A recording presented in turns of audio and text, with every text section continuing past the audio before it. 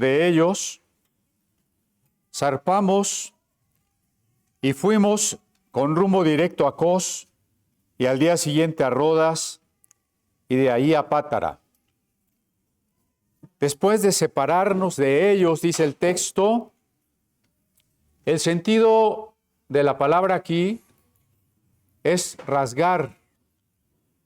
Como tenemos un dicho entre nosotros, como cuando se separa la uña de la carne, que duele mucho. El contexto del capítulo anterior en que nos quedamos es que Pablo se acaba de despedir de los ancianos de las iglesias de Éfeso y de Mileto. Y recordemos cómo decía el versículo 37 y 38 del capítulo 20 del libro de los Hechos. Entonces hubo gran llanto de todos, y echándose al cuello de Pablo, le besaban, doliéndose en gran manera por la palabra que dijo, de que no verían más su rostro, y le acompañaron al barco. Después de separarnos, allí se unen los capítulos, ¿no? Es este dolor de la separación que costó a los hermanos muchas lágrimas, porque sabían que nunca más iban a volver a Pablo, a volver a ver a Pablo. El escritor Lucas nos cuenta acerca de este viaje de cabotaje, es decir, de ir de puerto en puerto por la zona del Asia Menor, y nos da ciertos detalles, como continúa en el verso 2. Hallando un barco que pasaba a Fenicia, nos embarcamos y zarpamos. Al avistar Chipre, dejándola a mano izquierda, navegamos a Siria y arribamos a Tiro, porque el barco había de descargar allí. Recuerden que Pablo era originario de Tarso, que está en Chipre. Ya no pasó a su casa. Es su último viaje, pero ya no pasa a su casa. Llega hacia el norte de Israel, que todavía es el día de hoy, es Siria, y ahí entra en una ciudad que fue muy importante en la antigüedad, la ciudad de Tiro. Y en el verso 4 dice, y hallados los discípulos, nos quedamos allí 7 días. Y ellos decían a Pablo por el Espíritu que no subiese a Jerusalén. Bueno, Pablo quería llegar pronto a Jerusalén. Por alguna razón, quizá por necesidades de reparación del barco, él se tuvo que quedar 7 días en la ciudad de Tiro. Y resulta que allí había una iglesia. El libro de Hechos no nos ha contado nada de cómo se formó la iglesia de Tiro. Bueno, es que el libro de los Hechos no pretende contarnos todos los detalles del primer siglo de la era cristiana, ni de cómo empezaron todas las iglesias, ni siquiera de cómo murieron cada uno de los 12 apóstoles, ni tampoco cómo cada creyente recibía el Espíritu Santo. Pero sí nos cuenta aquellos episodios que son significativos para representar toda la historia de la iglesia primitiva, aquellos hechos que son significativos para que podamos tener en el libro de los Hechos un modelo de lo que la iglesia debe ser en el día de hoy, ¿no? Esto lo quiero reiterar porque frecuentemente he leído que dicen, bueno, es que no se trata de que cada cristiano tenga un bautismo con el Espíritu Santo, porque el libro de Hechos no lo dice. Sí lo dice varias veces para cada grupo que se va añadiendo a la iglesia. Para los apóstoles, para los gentiles, para los samaritanos, para los discípulos de Juan el Bautista. Y como decía el apóstol Pedro, para ustedes y para sus hijos y para todos los que Dios llame. Otros piensan que el libro de los Hechos es solamente narración histórica y no tiene por qué ser modelo de la iglesia hoy. Como si no fuera parte de la Biblia. Es curioso porque son en general creyentes que al mismo tiempo afirman las palabras de Pablo cuando dice: toda escritura es inspirada y útil para enseñar, redarguir, corregir. Toda escritura, menos el libro de los Hechos. ¿No?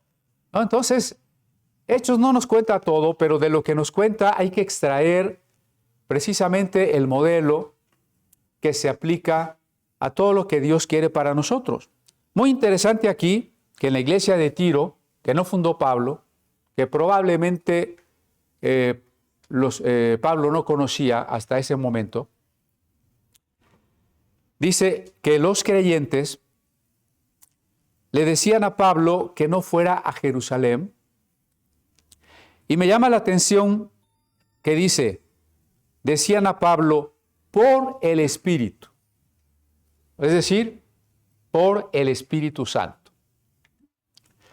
Esto es muy interesante porque ya vimos en el capítulo anterior, incluso antes, dice Pablo, ligado en el Espíritu, quería ir a Jerusalén y después a Roma. ¿Se acuerdan? Ese es el objetivo que tiene Pablo, ir a Jerusalén y después a Roma. Dios ya le ha dicho que le esperan persecuciones y pruebas. Ahora los discípulos de la iglesia en la ciudad de Tiro, por el Espíritu Santo, le indican que no suba a Jerusalén. La pregunta es, ¿cómo entonces Pablo sentía que Dios le enviaba a esas ciudades, por un lado, y por otro lado parece que el Espíritu Santo decía que no fuera? Entonces, ¿tiene que ir o no tiene que ir? He ahí la gran pregunta. El título de nuestra plática de hoy es Cuando Dios nos permite escoger dentro de su voluntad.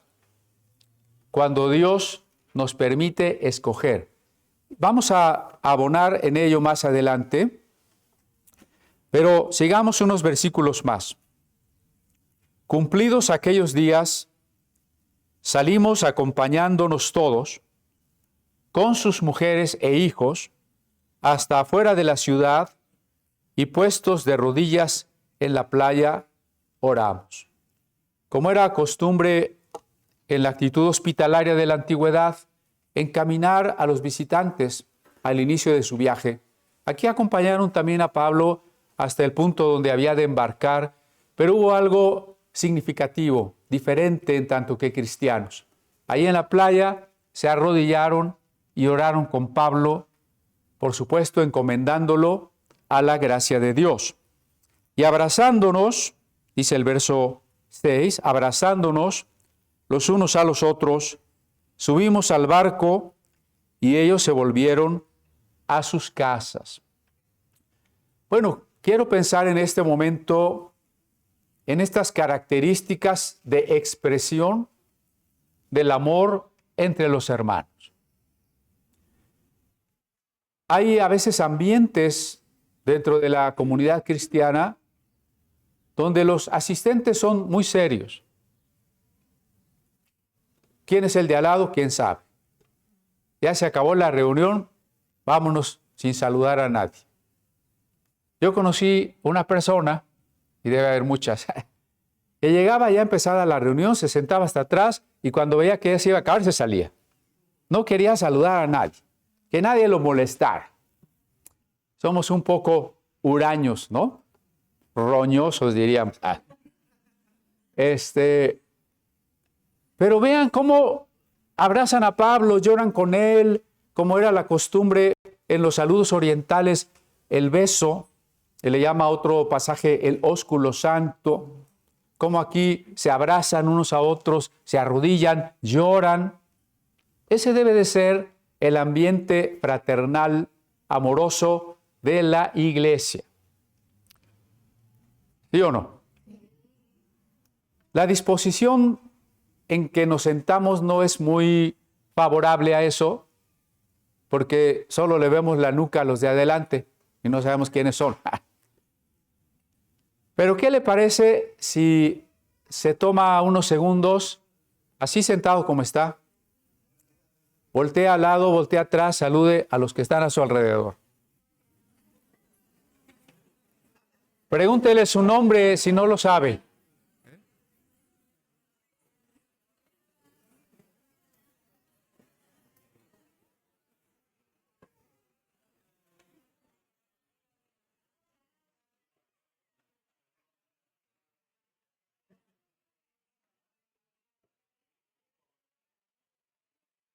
Miren, yo sé, gracias. Yo sé que algunos crecimos en una familia más seria, donde no estábamos muy acostumbrados a manifestar gran afecto, ¿no? Aunque lo hubiera, pero no a manifestarlo.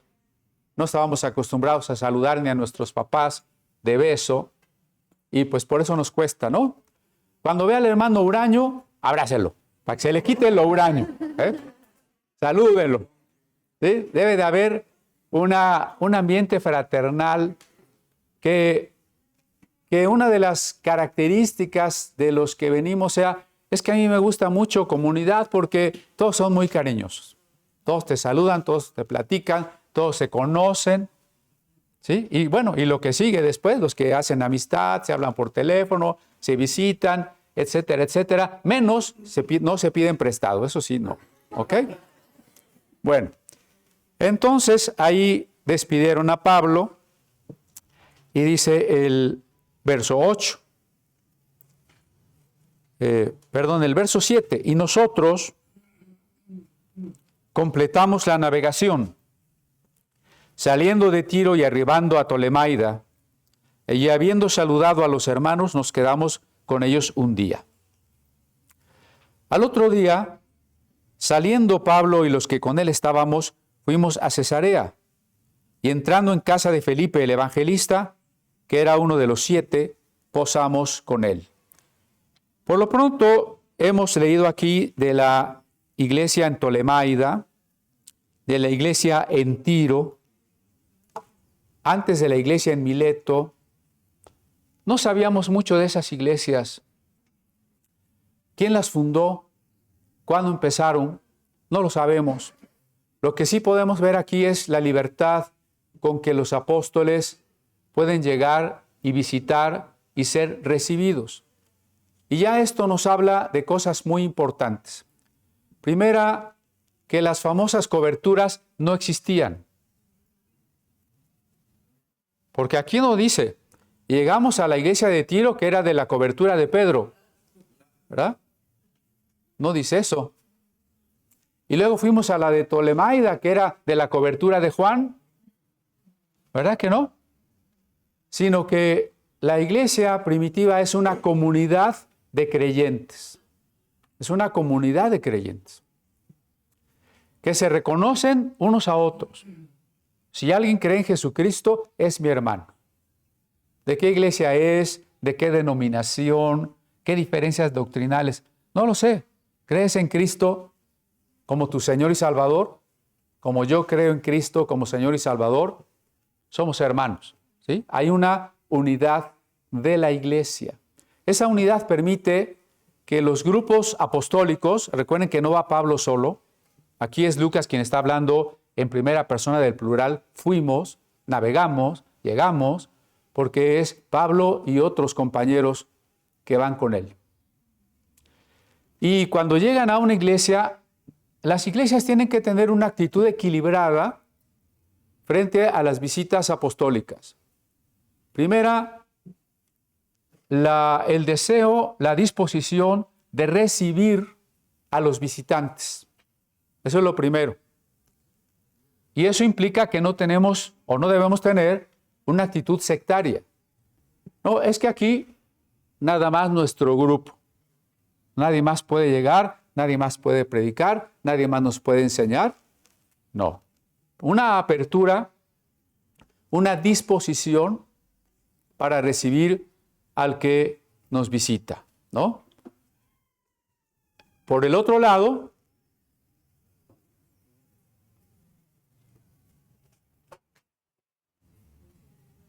aquí hay un lugar, hermano Paco.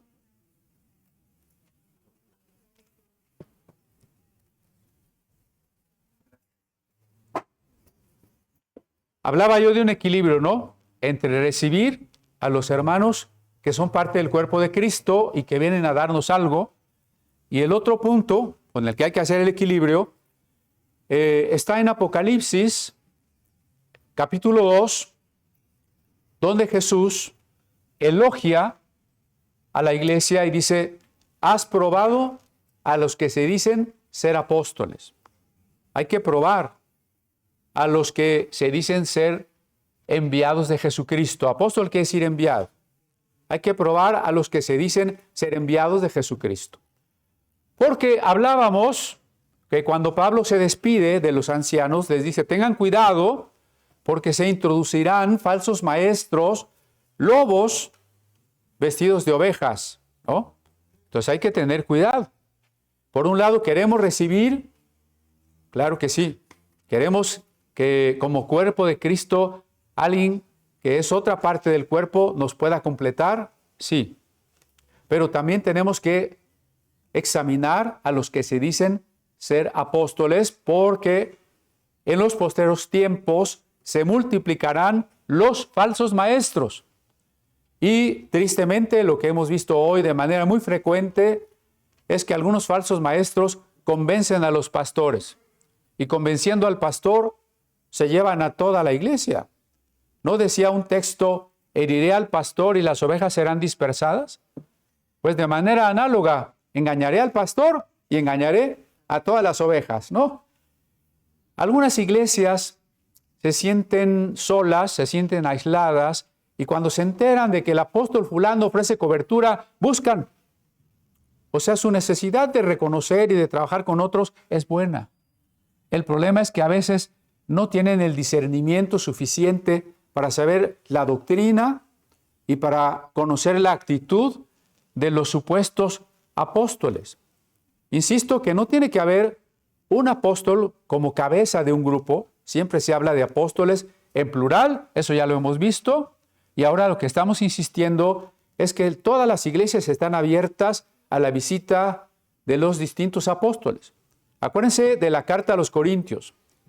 Por el pasaje del segundo capítulo de Corintios, sabemos que en Corinto, en la ciudad, con la iglesia habían estado Pablo, el fundador, luego llegó Apolos, que continuó la obra, había llegado Pedro y seguramente con otros acompañantes. Así que Corinto había recibido a distintos apóstoles y no tenía problema. Pero avanzando en la carta a los Corintios, también Pablo se queja de que los corintios han recibido falsos apóstoles que han llegado a sacarles el dinero y que ahora no quieren recibir a Pablo. Fíjense a qué extremo llegamos. Ahora ya no quieren recibir a quien tiene la doctrina correcta, a quien fue el que los evangelizó, pero sí quieren recibir a estos apóstoles que traen enseñanzas y experiencias sensacionalistas, ¿no? Es algo que llama mucho la atención. Las experiencias sensacionalistas. Como ya saben, si ahorita pedimos que alguien venga al frente porque vamos a orar por él y le damos profecía y le ponemos las manos y se cae al piso, no, ¿verdad? Hay que probar a los que se dicen ser apóstoles y no recibir a los que no lo son. El auténtico apóstol que viene en una actitud de unidad está dispuesto a sujetarse a los ancianos del lugar a donde llega. Cuando nos invitan a una iglesia, no llegamos a decir, bueno, ya vine, a ver, aquí les voy a decir cómo se hacen las cosas, háganse a un lado. No, siempre vamos a llegar a sujetarnos a los ancianos de ese lugar hasta donde ellos quieran recibir lo que llevemos, ¿no? Por otro lado, y estoy hablando de ministros en general, cuando nos invitan a un lugar y si Dios nos confirma que hay que ir allí, no vamos buscando algo. Es decir, cuando nos invitan a un lugar no es que decimos, Bueno, sí voy, pero si vas a estar en mi cobertura. Si no, no voy. Sí voy, a ver cuánto hay de ofrenda, cuánto vas a dar de ofrenda. Todo eso no importa. Si hay una oportunidad de llevar algo de la palabra, pues vamos, ¿no? Nos van a dar algo, no es lo que buscamos. Se van a comprometer con nosotros para estar en nuestro movimiento, no es lo que buscamos. Y tampoco vamos a ningún grupo, de ninguna iglesia, con el afán de crear escándalo. No sé si me explico. Voy a ir con los presbiterianos para hablarles en contra de tal doctrina. Voy a ir con los católicos para decirles todos sus errores. No vamos a eso. Cuando nos invitan, ¿a qué vamos? A edificar.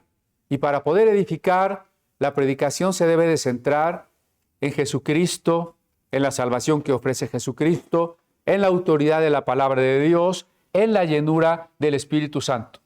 Esos son nuestros temas centrales y lo que debe de unirnos con los demás cristianos. Entonces Pablo llega aquí a una ciudad, repito, que él no fundó, y se encuentra a un hermano que era muy conocido, del que ya vimos en capítulos previos, que se llamaba Felipe. ¿Sí están conmigo? A ver, dice en la segunda parte del verso 8, entrando en casa de Felipe. Casi no existían los hoteles, a veces había mesones, pero los predicadores itinerantes, que podemos llamarles también, ¿a dónde llegaban? A hospedarse en la casa de alguien. Aquí llegaron a hospedarse en la casa de un hermano que se llamaba Felipe. Este era un judío griego. Acuérdense que la mayoría de los judíos no vivían en Palestina, sino en otros países y eran de cultura helenística, de cultura griega, hablaban griego. Felipe es uno de los judíos griegos que es cristiano, ahora es cristiano, y que fue elegido para que le alquilaran el Auditorio Nacional, hiciera una campaña grandiosa de sanidad. ¿No? ¿Para qué lo eligieron? ¿Para qué lo eligieron?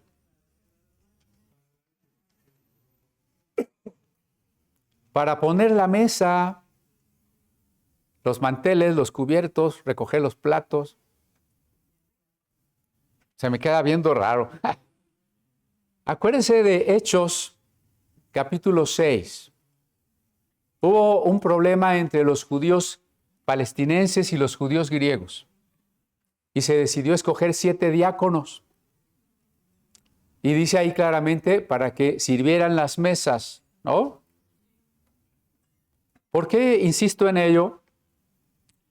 Porque el deseo de servir a Dios se puede confundir a veces con el deseo de querer ser grandes, de querer ser famosos. Pastor, es que yo quiero servir a Dios. Bueno, vente el próximo domingo a lavar los baños. No, pastor. Yo lo que quiero es que me organice una campaña evangelística. ¿Por dónde debemos empezar a servir a Dios? A ver, las hermanas que nos invitan a venir a preparar el espacio sufren mucho porque casi nadie les hace caso. ¿Cuántos quieren servir a Dios? Señora. Muy bien. ¿Por dónde vamos a empezar? Por barrer, por acomodar las sillas, por recibir a los hermanos, ¿no? ¿No estaría bien que 1 o 2 hermanos estuvieran a lo largo del culto atentos donde hay lugar y cuando alguien llega lo guiaran amablemente a una silla? ¿Sí o no? Hay mucho que nos hace falta en organización. Usted quiere servir a Dios. Vamos a empezar por lo más pequeño, porque dice el texto, en lo poco has sido fiel, en lo mucho te pondré. ¿Sí? Felipe comenzó por lo poco, comenzó sirviendo las mesas. Pero cuando la persecución comenzó y todos salieron huyendo, el deseo de Felipe de servir a Dios era tal que aunque estaba huyendo de la persecución, a donde quiera que pasaba, anunciaba el evangelio de Cristo. Y eso lo convirtió en un evangelista. No es un escalafón, ¿eh? Para ser evangelista, primero diácono. No hay un escalafón. Lo que sí hay es la disposición de servir a Dios en lo pequeño, en lo sencillo, en lo que a otro le podría parecer humillante. Allí vamos a empezar. Y es Dios que nos irá llevando al ministerio que nos quiere entregar, ¿no? No todos tenemos el mismo ministerio, ¿eh? El lugar en donde usted está, el trabajo que tiene, la profesión que tiene, es también una manera de servir a Dios. Digamos que, ¿quién sirve a Dios de tiempo completo? Pues el pastor. No. A Dios lo tenemos que servir todos de tiempo completo. ¿Vamos a estar de tiempo completo en la iglesia? No. Allí donde Dios nos tiene, adoramos a Dios. Eso fue uno de los grandes aportes de la Reforma. El reino de Dios, la salvación y la manera de servir a Dios, que antes se llamaba la vida religiosa, no comienza cuando nos morimos y nos vamos al cielo, sino empieza ahora. Y en todo lo que hacemos, adoramos a Dios y lo hacemos para Dios. A ver, tómese unos segundos para recordar e imaginar lo que usted hace. Eso tiene que tener la conciencia siempre de que lo hace para Dios. Y con esa conciencia las cosas se hacen diferente. Desde el estudiar, el trabajar, lo vamos a hacer diferente. Yo me preguntaba luego, ¿qué diferencia hay entre un apóstol que va y evangeliza y un evangelista que evangeliza? ¿Por qué se hace una diferencia? Eusebio de Cesarea, que escribió una historia de la iglesia, en su libro 3 nos da la siguiente nota. ¿En qué consiste el carisma o el ministerio de evangelista? Dice Eusebio, tenían el primer orden en la sumisión de los apóstoles, siendo maravillosos discípulos de tales maestros, construían sobre los cimientos de las iglesias que al principio habían sido fundadas en todas partes por los apóstoles, ampliando cada vez más el mensaje y esparciendo la saludable semilla del reino de los cielos en todo lo largo de la tierra. Ellos, después de haber echado solo los cimientos de la fe en algunos lugares extranjeros, establecían allí otros pastores a quienes confiaban el cuidado de quienes acababan de ser instruidos. Después se trasladaban a otras regiones y naciones. Es decir, los apóstoles llegan y predican el evangelio y así nace una iglesia. No llegan a una iglesia y la dividen y así nace una iglesia. Llegan a un lugar donde no se ha predicado el evangelio y ahí nace una iglesia. Y ellos se van. Hemos visto a Pablo que llega y a veces está un tiempo muy corto y se va a otro lado. O como en este caso, ya ni siquiera va a volver nunca.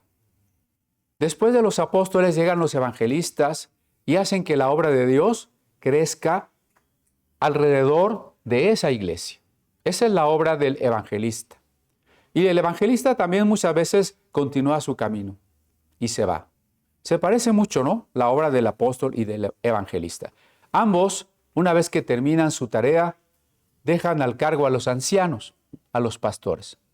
Todos esos ministerios son importantes. Sin pastores, una iglesia se vería muy dificultada para seguir adelante, para tener la doctrina y la fortaleza. Sin evangelistas, a una iglesia le costaría mucho trabajo crecer. Algunos de ustedes han tenido preocupación por llevar el evangelio incluso a la colonia, ¿verdad que sí? Varios me lo han comunicado. Bueno, tal vez usted tenga un llamado evangelístico, aunque el evangelismo es de todos, porque la manera en que vivimos nos permite siempre compartir el evangelio con los otros.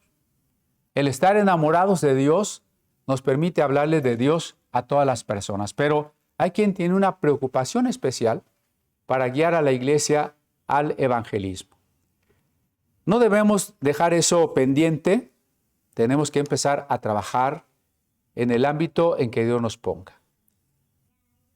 Yo creo que cuando Felipe pasaba por Samaria, que fue donde evangelizó, nadie le dijo, Felipe, tienes que ir a evangelizar a Samaria. ¿Verdad que no? O dijo, ¿evangelizaré o no evangelizaré? A ver, le voy a pedir permiso a Pedro. ¿Verdad que no? Los apóstoles ni se habían enterado. Se enteraron después que había muchos convertidos en Samaria. Ahí donde estamos, hay que empezar la obra de evangelismo sin dilación. Bueno, ahí están en casa de Felipe, que ahora es un evangelista, que había sido uno de los 7. ¿Los 7 qué? Los 7 diáconos, claro. Tenía 4 hijas doncellas que profetizaban. Felipe tenía 4 hijitas, todavía no se habían casado, eso quiere decir doncellas, que profetizaban. El don de profecía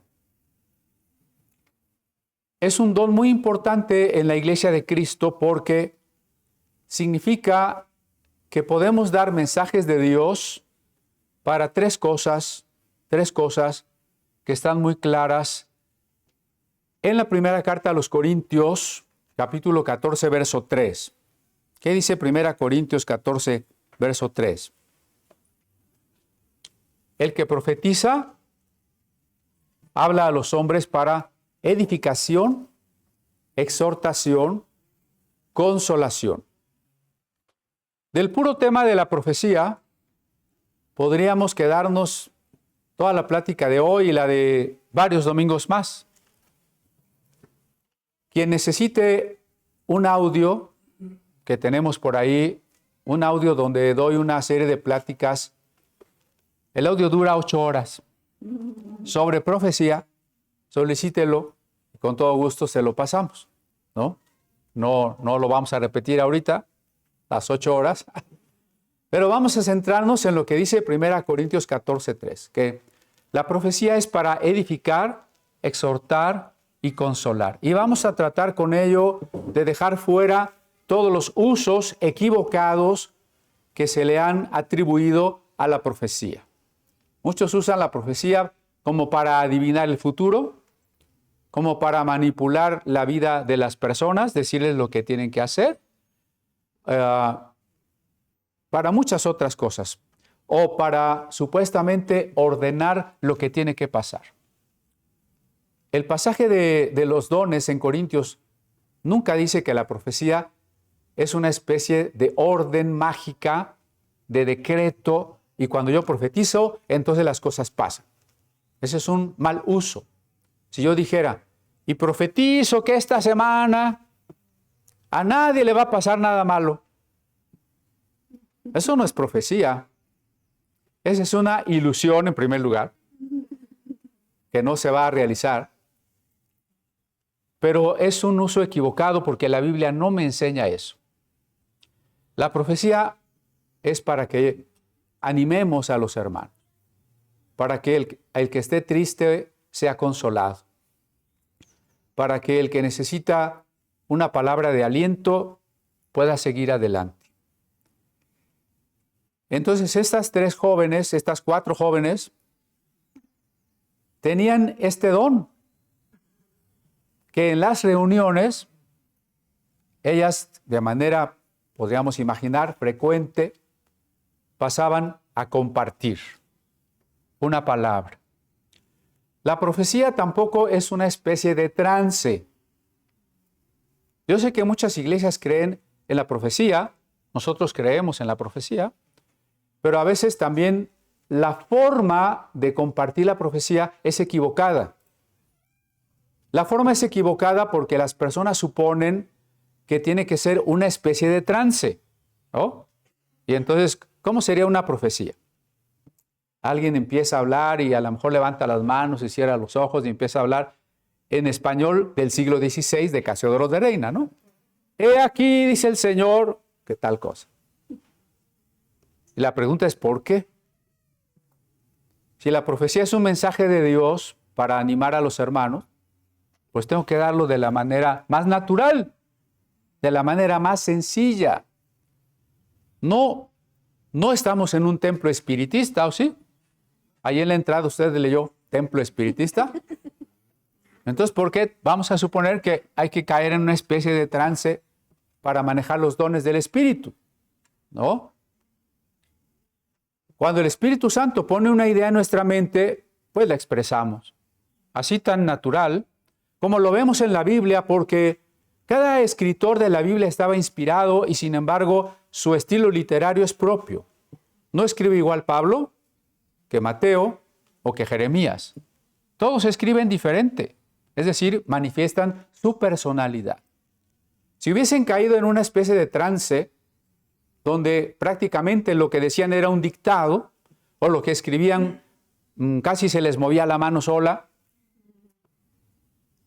entonces la Biblia sería plana en el estilo inspirado profético. Pero si la Biblia muestra este mosaico tan bonito, tan rico, de estilos, de personalidades, de géneros literarios, es que el ser humano colabora con Dios y participa de manera consciente en compartir el mensaje que Dios le ha dado. ¿Sí? Ese mensaje que Dios le dé, usted compártalo. Eso es profecía. De eso trata precisamente 1 Corintios 14. Y hablando de las mujeres profetizas, porque en la sinagoga no existía eso. En primer lugar, las sinagogas pensaban que la profecía se había acabado en los tiempos de Esdras y Nehemías. Ya no hay profecía. Entonces, en la sinagoga no había profecías. Se parece a unas iglesias de la denominación que dicen que no hay profecía, ¿no? Que los dones ya se acabaron. Así era la sinagoga. Pero cuando leemos la carta a los Corintios, la carta a los Efesios, el libro de los Hechos, el propio Apocalipsis, vemos que hay profecía en la iglesia, que es una manifestación, un don y un ministerio del Espíritu Santo. Así que ahí está la primera diferencia. En las congregaciones apostólicas, con apostólicas me refiero a la época apostólica, había profecía. Otra diferencia es que en la sinagoga las mujeres no participaban del culto más que como observadoras. Aquí estamos sentados muy revueltos, hombres y mujeres. En una sinagoga los hombres estaríamos adelante y las mujeres atrás o arriba. Y si estaban atrás, aún les pondríamos una rejita, una celosía para no verlas. Sí, así es la sinagoga.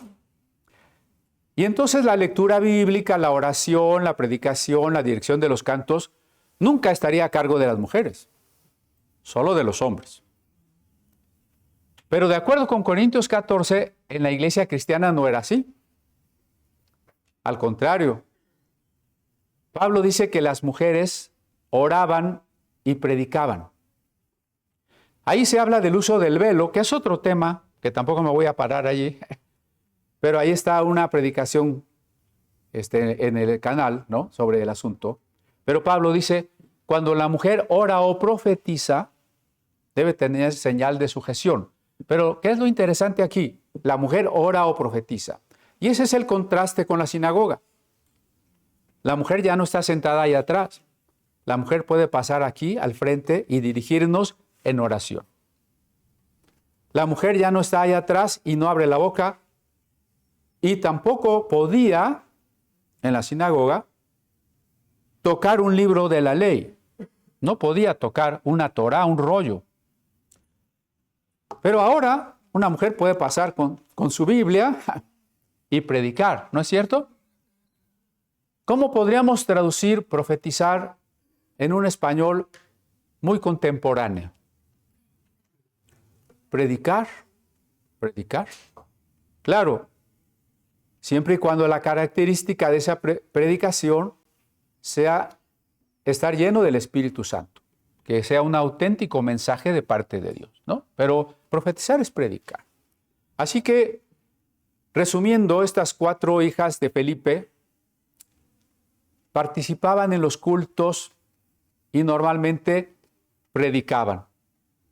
¿No es un bonito versículo para las hermanas? ¿Necesitamos del feminismo aquí? No lo necesitamos, porque en Cristo tenemos el mismo llamado, la misma dignidad, tenemos el mismo Espíritu Santo, los mismos dones del Espíritu Santo. No lo necesitamos. Y no lo necesitamos tampoco porque sabemos que el que haya esta igualdad en la dignidad y en el amor ante Dios no elimina, no borra las diferencias en las funciones y tareas que nos tocan. Por eso las hermanas siguen reconociendo la necesidad de honrar y respetar a su marido y los hombres reconociendo la responsabilidad de amar y proteger a sus esposas. No estamos en una lucha de géneros. No se trata de mueran todos los hombres, ¿verdad? Todos son unos violadores. No se trata de eso. Se trata de esta convivencia complementaria, armónica, amorosa, que nos muestra aquí el pasaje. Por lo pronto es muy significativo, muy bonito que las mujeres, estas 4 hijas de Felipe, participaran en el culto y que además lo hicieran con el don del Espíritu que se llama profecía. Por supuesto que Felipe es un buen ejemplo para los que somos papás. ¿Cuántos hijos tiene usted? X, ¿no? Que pudiéramos decir, los 2 hijos, los 4 hijos, los 6 hijos de fulanito sirven al Señor. Ojalá, ¿no? Que se diga eso de nosotros. Pero bueno, sigamos adelante. Verso 10. Y permaneciendo nosotros allí algunos días, descendió de Judea un profeta llamado Agabo. La profecía como don es la oportunidad que cualquier hermano, cuando reciba un pensamiento de Dios, venga y lo comunique. Ese es el don. Pero cuando un cristiano tiene la madurez en su carácter cristiano, del fruto del Espíritu, y conoce la Sagrada Escritura y ha sido reconocido como anciano, entonces ya es un profeta. Aquí llega un profeta que se llama Agabo o Ágabo, del que ya se nos había hablado en el capítulo 11, verso 28, que advirtió de la gran hambre que vendría sobre Jerusalén, ¿no? Una vez más aparece aquí el profeta Agabo, con lo cual, insisto, la creencia judía de que ya no hay profetas desaparece. Hay profetas. Y puesto que los dones del Espíritu son la manera en que el cuerpo de Cristo trabaja, no pueden desaparecer. O tendríamos que aceptar que el cuerpo de Cristo hoy está inmóvil y no tiene funciones, lo cual, pues, evidentemente es absurdo. Agabo, pues, dice en el verso 11, viniendo a vernos, tomó el cinto de Pablo y atándose los pies y las manos, dijo, esto dice el Espíritu Santo, así atarán los judíos en Jerusalén al varón de quien es este cinto y le entregarán en manos de los gentiles. Un acto profético. Ah, caray, ¿cómo es eso? Tengo que aclararlo porque hay un malentendido hoy respecto de los actos proféticos, ¿no? Así como se malentiende que si yo profetizo algo tiene que suceder porque yo lo profeticé, no es así. La auténtica profecía viene después de lo que Dios me ha dicho. No es una orden para que yo diga lo que tiene que pasar.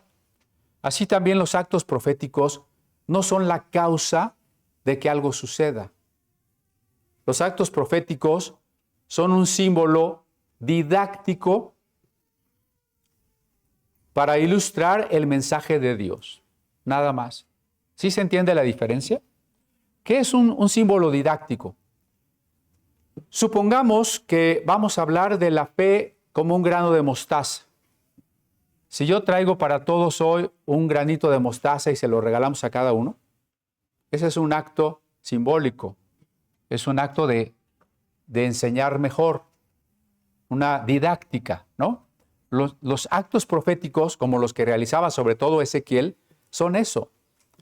Se dice que Ezequiel una vez tuvo que raer sus vestidos, descubrirse de manera vergonzante, tomar un yugo y caminar por las calles de Jerusalén, anunciando el cautiverio babilónico. ¿Acaso porque Ezequiel hizo eso? ¿Porque Ezequiel hizo ese acto, sucedieron las cosas?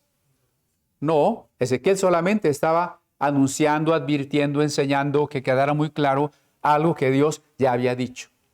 Los actos proféticos no provocan nada, ¿sí? Solamente ilustran cuando son verdaderos. Esto es importante porque hoy la gente abusa de ello. A ver, voy a pisar por aquí porque donde yo pise, Dios va a entregar en mis manos. Eso ya es magia, ¿no? Todo lo que implique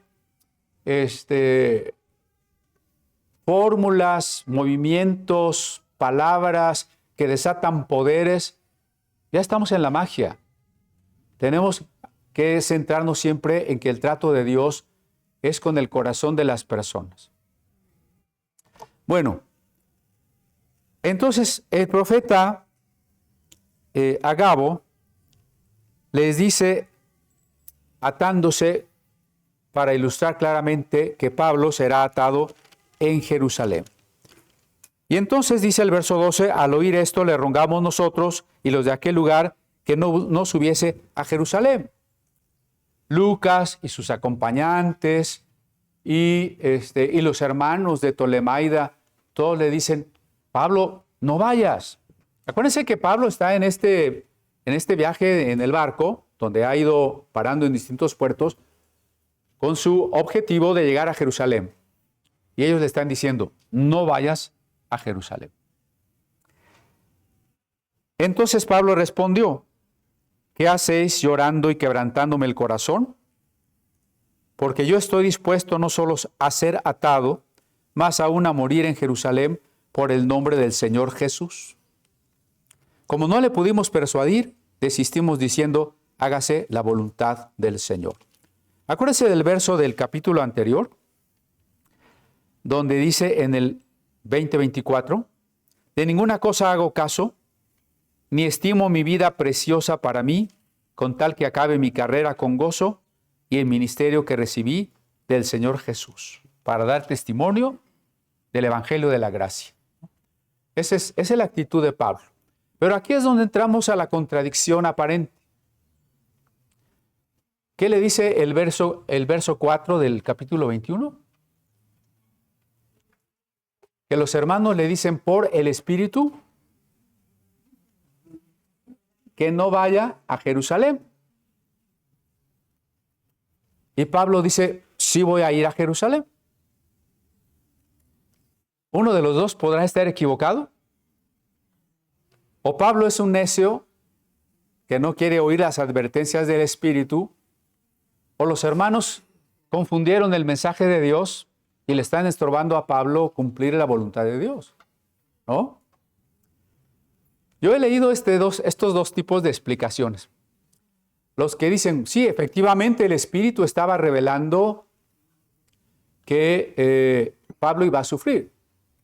Pero a eso los hermanos le añadieron su sentimiento muy humano de decirle a Pablo no vayas. Es decir, que los hermanos estaban equivocados. También he leído a los comentaristas que dicen que Pablo era un soberbio y se quiso parecer a Cristo cuando Pedro le dijo que no fuera a Jerusalén y que Jesús de todas maneras fue, y entonces Pablo dice yo de todas maneras voy, y que ese fue un gran error y fue un pecado de Pablo. ¿Cuál de las dos posturas tiene la razón? Ninguna. Por eso el título de nuestra plática, ¿cuál fue? Cuando Dios nos permite escoger. ¿Sí? El Espíritu le está diciendo, no vayas. El mismo Espíritu también le está dando la oportunidad de ir. Esto suena un poco raro, ¿no? Porque quizá muchos se imaginan que Dios siempre nos tiene que decir con toda puntualidad, eso es lo que tienes que hacer y no hay para dónde. Bueno, No exactamente así. Miren, vamos a ese tema en particular. Primera cosa. Es cierto que Dios, en primer lugar, nos invita a elegir entre la fe y el bien. Como lo dice el Deuteronomio, yo pongo delante de ti camino de vida y camino de muerte. Cuando le compartimos el evangelio a una persona, esa persona puede decir que acepta, que quiere creer en Jesucristo, o puede decir que no. Ahí está una primera instancia donde nosotros escogemos. Sin embargo, ¿qué es lo que claramente Dios quiere? Que creamos en Jesucristo. Dice el Evangelio de Juan, y esta es la voluntad del que me ha enviado, que ustedes crean en el que ha sido enviado. Entonces, la voluntad de Dios, que es clarísima y que es producto de su gran amor, es que cada uno de nosotros tenga la fe y se decida para rendirle su vida a Jesucristo. Eso está claro, ¿no? No sé si. Pero ahora me voy a referir a los que ya hemos creído, los que ya somos hijos de Dios. Nuestra tarea diaria es muy difícil, pero es la tarea más importante del creyente. Conocer y hacer la voluntad de Dios. Ese es el llamado de cada uno de nosotros. Usted no está llamado a ser una buena persona. Usted no está llamado a trabajar mucho en la iglesia. Usted no está llamado a dar la más ofrenda que pueda. Usted no está llamado a vivir cómodamente y ser feliz y que Dios lo libre de todos problemas, ¿no? ¿A qué está llamado usted? ¿A qué estoy llamado yo? A entender lo que Dios quiere para mí y a hacer lo que Dios quiere para mí. No lo que Dios quiere para el vecino, lo que Dios quiere para mí. Ese es mi llamado, el de cada uno de nosotros. ¿Sí? ¿Qué quiere Dios para mí? Y hacer eso. Ese es el llamado. Pero ahí está la dificultad. Pensemos en Dios, evidentemente, como un papá, como la Biblia lo expresa, o también como el esposo. Para reconocer en primer lugar que la voluntad de Dios no se impone. Dios no impone su voluntad. La voluntad de Dios no es como cuando yo me siento en mi computadora. ¿Qué va a hacer mi computadora? Lo que yo le pida, punto. Dios no actúa así. Sería malentender la soberanía de Dios. Es que Dios es soberano y entonces tú eres como un robot y todo lo que Dios diga eso va a pasar. No. Ya alguna vez hablamos de Romanos 12. Entréguense en sacrificio vivo, renueven su mente para que sepan, para que experimenten la buena voluntad de Dios, agradable y perfecta.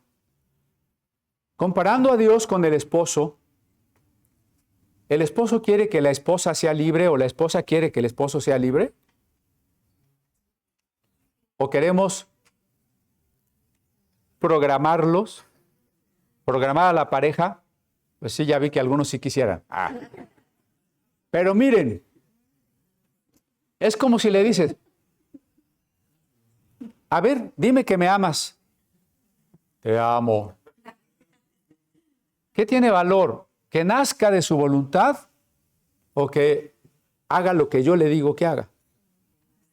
Pues que nazca de su voluntad, ¿no? De la misma manera con los hijos.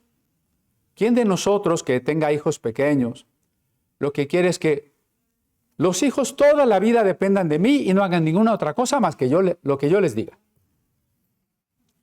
Nuestro anhelo como padres es que los hijos maduren, que sean independientes, que cuando nosotros faltemos, porque ya son grandes y andan por allá y no los voy a acompañar a todas partes, o porque yo ya me morí, lo que necesito es que mis hijos sean maduros, que sepan tomar decisiones, que sean autónomos, ¿sí? Esa es la meta para los hijos, pues también para los hijos de Dios. Romanos 8 dice, los que son guiados por el Espíritu de Dios, los tales son hijos maduros de Dios, ¿no? Los que son guiados por el Espíritu de Dios, los tales son hijos maduros de Dios. Entonces pensemos en Dios como un Padre y las diferentes facetas y etapas del trato con un pequeño.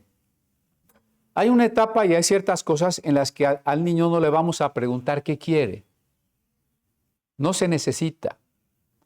A ver, su niñito de 6 meses ya ensució el pañal. Le pregunto, ¿quieres que te cambie? No le pregunto eso. Es necesario que yo lo cambie, ¿no? Bueno, hay cosas en la vida que no dependen de nosotros, ¿no? Dios hace, Dios provee, Dios permite, y yo no tengo nada que hacer, ¿de acuerdo? Hay otras en donde yo ya puedo ser más consciente o el hijo puede ser más consciente, pero de todas maneras son cosas que tiene que hacer. El hijo no se despierta cada mañana y le dice, mamá, ¿voy a la escuela? ¿Verdad que no?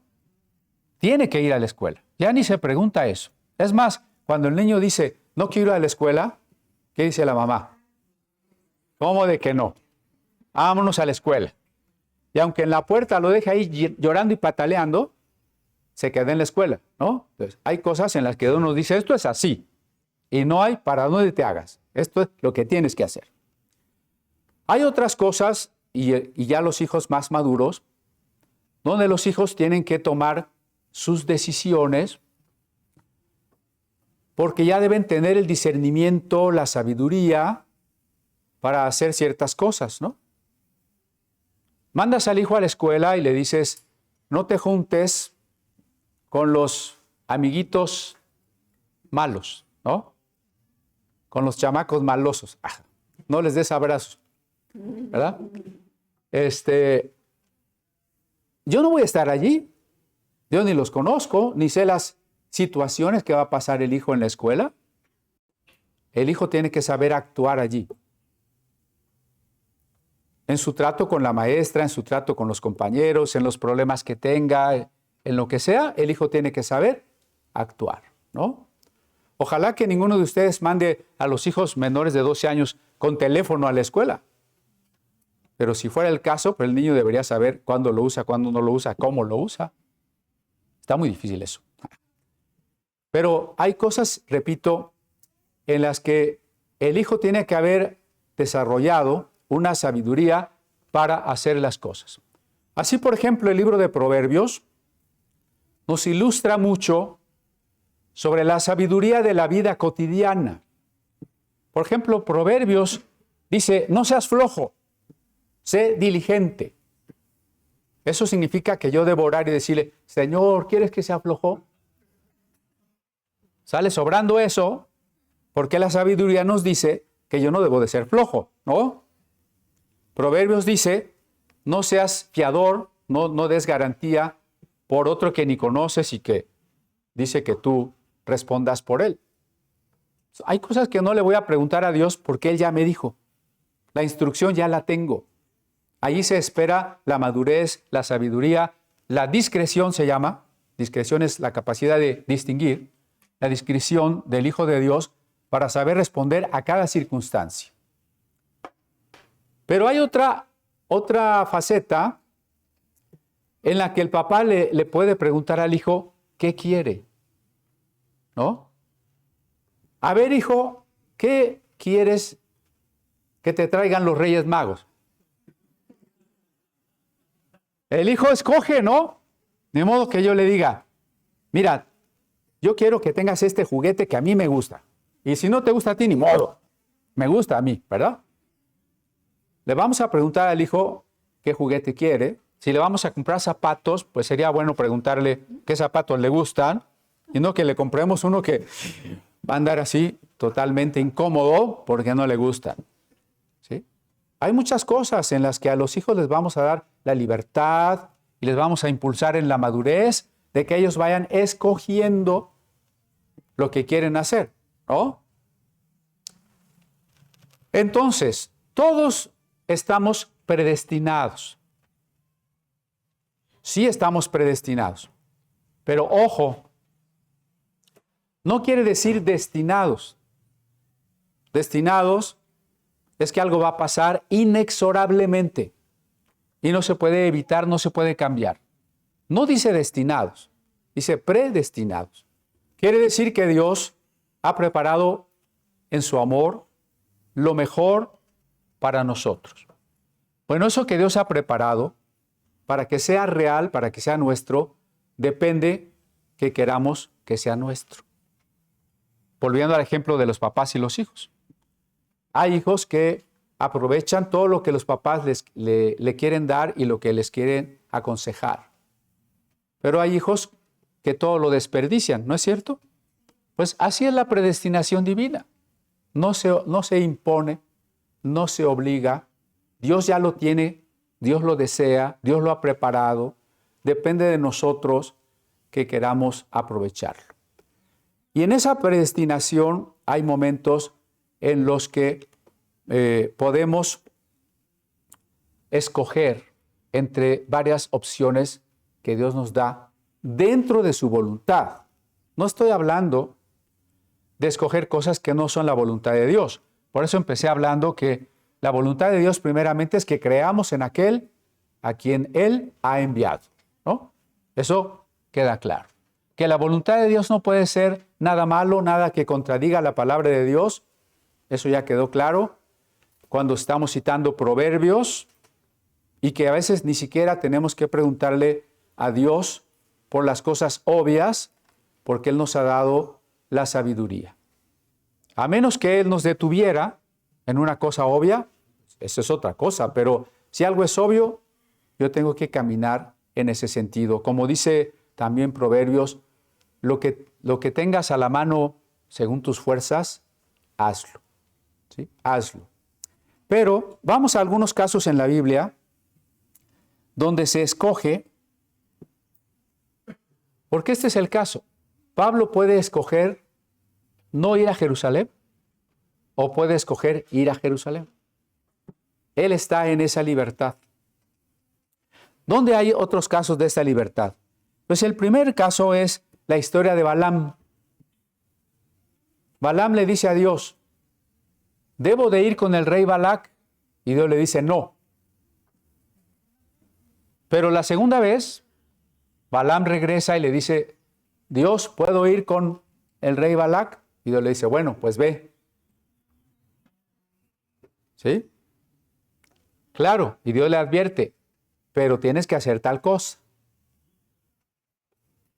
Ese es un caso, por supuesto, un poco extraño, porque la manera de Balaam de darle la vuelta a lo que Dios le pide indica un tanto de rebelión, ¿no? Pero aún así, Dios le dice sí. Dios le permite.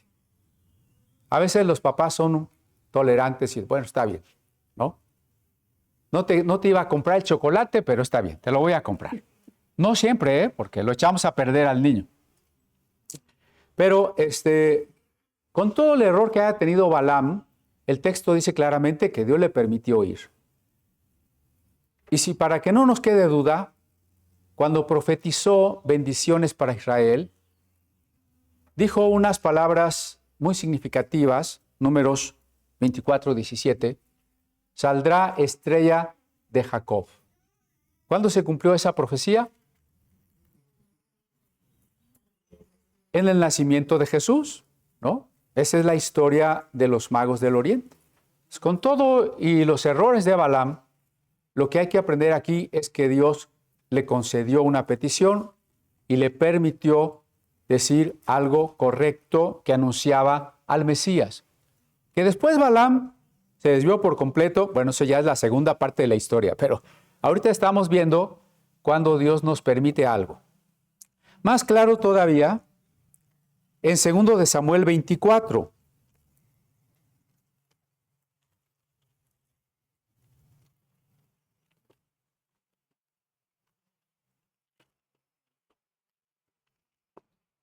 Le dice el profeta al rey David,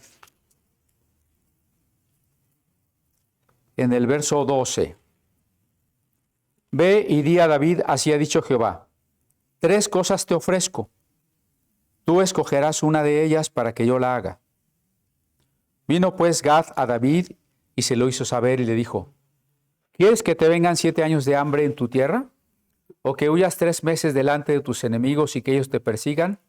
¿O que 3 días haya peste en tu tierra? Piénsalo ahora y mira qué responderé al que me ha enviado. Bueno, no eran cosas buenas porque aquí la situación es otra. David ha pecado y Dios lo va a reprender, lo va a disciplinar. Pero de todas maneras le da a escoger, ¿no? ¿Con qué quieres que te zumbe? ¿Con el cinturón o con la vara? Tú escoges, ¿no? Pero lo que lo que yo quiero enfatizar es que Dios nos deja a escoger a veces, ¿no? Aún la disciplina, imagínense. El otro caso que se parece al anuncio que le hacen los discípulos a Pablo es cuando Elías va a ser arrebatado. Y Eliseo llega a distintas escuelas proféticas, en Gilgal, en Jericó, en Silo, y en cada lugar donde llega le dicen los profetas, los discípulos de los profetas, ¿sabes que tu Señor arrancará hoy de ti a tu maestro? Y Eliseo dice sí, ¿no? Entonces hay este anuncio profético de lo que Dios va a hacer. Pero bueno, sigamos con la idea de cuando Dios nos permite elegir. Vámonos rápidamente a la primera carta a los Corintios 7. Eso está todavía más en el contexto de cada uno de nosotros. Y vamos a ver qué interesante, porque a veces somos tan providencialistas, es decir, suponemos que todo pasa porque Dios quiere. Somos tan, no sé si existe la palabra soberanistas, todo pasa porque Dios en su soberanía así lo decretó. Pero, y entonces decimos, ¿con quién me casaré? Ah, Dios ya tiene destinada mi media naranja, ¿verdad? Dios ya sabe con quién y Dios me va a poner con el que Él quiere, con la que Él quiere. Y luego va uno a una ceremonia de boda y ahí están los contrayentes y dicen, es que Dios nos indicó y nos confirmó y dice, creo que llegué a una boda celestial, ¿no? Les tengo una mala noticia. Dios no les tiene preparada una media naranja, ni una media guayaba, ni nada de eso. Vamos a ver varios versículos, ¿no? El verso 21 de 1 Corintios 7. Fuiste llamado siendo esclavo, no te dé cuidado, pero también si puedes hacerte libre, procúralo más. O sea, tú eres un esclavo, tú decides si quieres libertarte o no. Si puedes hacerlo, hazlo si quieres, si no, pues no. ¿Me está dando a escoger Dios o no? ¿Sí? Dios nos da a escoger, porque Dios nos hizo personas libres. Y Dios quiere que seamos hijos maduros, que saben tomar sus propias decisiones. No quiere decir que dejamos a Dios de lado, porque empecé diciendo que nuestra tarea es hacer su voluntad, pero es desde otra óptica, desde la óptica amorosa. Dije que yo no quiero que la esposa o que el esposo sea una especie de robot. Sí sería más cómodo. No habría pleitos en la casa, ¿verdad? A ver, marido, te me cuadras y ya, ¿verdad? Pero ¿dónde quedarían esas expresiones espontáneas, genuinas, que nacen de lo profundo de la persona? No existirían. Entonces no se trata de que yo quiero que el otro haga mi voluntad sin que él tenga voluntad. Fíjense en qué está la diferencia. La diferencia está en que cuando yo amo, ¿qué es lo que más deseo? Entender lo que la persona amada quiere, desea, necesita, ¿no? ¿Sí o no? El verdadero enamorado, el verdadero amoroso, pregunta, ¿qué quieres? ¿Qué te gustaría? Hasta en las cosas más sencillas, ¿no? Así como cuando termine el culto, usted le va a preguntar a su esposa, ¿quieres carnitas o barbacoa? ¿No? Y entonces ella va a decir, ¿verdad? este deseo amoroso, donde las dos voluntades coinciden, donde las dos voluntades se unen, ninguna se elimina. Dios quiere que nuestra voluntad sea madura, que sepamos escoger y que siempre lo hagamos en el gran amor que Él nos tiene y que nosotros le tenemos en respuesta, ¿no? De eso se trata. Entonces ahí tenemos un caso más cercano. La condición social en la que estás, tú escoges si te quedas en ella o quieres cambiarla, dice Pablo. El siguiente verso, el 28. Mas también si te casas, no pecas. Y si la doncella se casa, no peca. Pero los tales tendrán aflicción de la carne y yo os la quisiera evitar.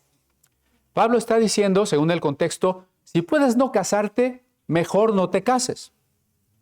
Pero no está ordenando. No está imponiendo, por ejemplo, el celibato. Está diciendo, si puedes no casarte, no te cases. Ya había algunos pusieron cara de tristeza. Pero nos deja en libertad, ¿eh? Dice, si te casas, no pecas. Es decir, tú escoge. Ahora, si te casas, vas a ser muy feliz. Muy, muy feliz. Inmensamente feliz. ¿No tiene esa versión de la Biblia? No. Aquí yo tengo una más realista. Aflicción de carne tendrán los tales, ¿no? Yo quisiera que no la tenga, pero si ustedes quieren, pues adelante. Así que cuando me dicen que se van a casar, pues, bueno, adelante. Verso 39. La mujer casada está ligada por la ley mientras su marido vive. Pero si su marido muriere, libre es para casarse con quien quiera, con tal que sea en el Señor. Este versículo tendría que decir, si el marido muere, la mujer se puede casar si Dios le dijo que se case y con quien Dios le diga que se case. ¿Así dice? Puede casarse si quiere. ¿Y con quién? Con quien quiera. Solo hay un marco, ¿no? Hay unos parámetros. Que sea un cristiano. Eso sí. Porque, bueno, ya. Siempre ponemos pretextos que los no cristianos son mejores, ¿verdad?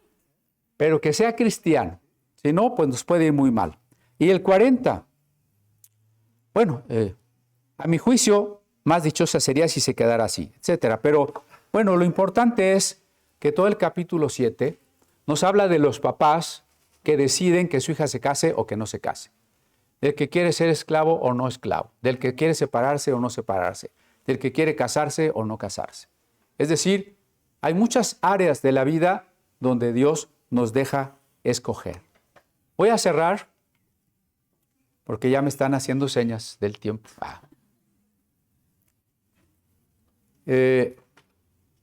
Pensando en la vida de Dietrich Bonhoeffer, este pastor luterano alemán, que fue llamado por Karl Barth a trabajar con los pastores alemanes en tiempos del nazismo y que estaba muy preocupado para que la iglesia no cayera bajo la seducción, bajo el engaño de las doctrinas nazis, ¿no? Esto es muy importante. Los cristianos debemos estar alerta, cuidarnos de no caer bajo las doctrinas políticas de ningún grupo. ¿Sí? Más en este tiempo donde supuestamente estábamos divididos los mexicanos entre los buenos y los malos. Cuidado, el cristiano no cae bajo esos hechizos, ¿no? Entonces Bonhoeffer fue invitado a los Estados Unidos a dar conferencias, efectivamente fue, y le pedían y le invitaban que no se regresara a Alemania. Él se pudo quedar en Estados Unidos, pero él decidió regresar a Alemania porque dijo, yo tengo que sufrir con mi pueblo, tengo que estar con la iglesia. Eso le costó que lo tomaran preso y que lo ahorcaran. ¿Pudo haber Bonhoeffer evitado la horca? Pudo. ¿Pudo Pablo haber evitado que en Jerusalén lo prendieran y que en Roma le cortaran la cabeza? Sí. pero Dios les dio a escoger. ¿Qué les motivó entonces a elegir una de las dos posibilidades? Lo dice Pablo. Yo quiero acabar lo que Jesucristo nos instruyó, llevar el evangelio a todas partes, a toda criatura, hasta lo último de la tierra. Mi vida no es importante. Si cumplir esa tarea implica dejar la vida, pues dejemos la vida, ¿no? Es el hecho de escoger no significa que siempre vamos a escoger lo más sencillo, lo más divertido, lo menos difícil. Vamos a escoger lo que implique un mayor amor por las personas, un mayor amor por la obra de Dios. Como dijo Jesucristo en el huerto, ¿no? Señor, si es posible esta cosa, bien, pero si no, lo que tú quieras, hágase tu voluntad. Pues vamos a ofrendar porque ya estamos a punto de retirarnos.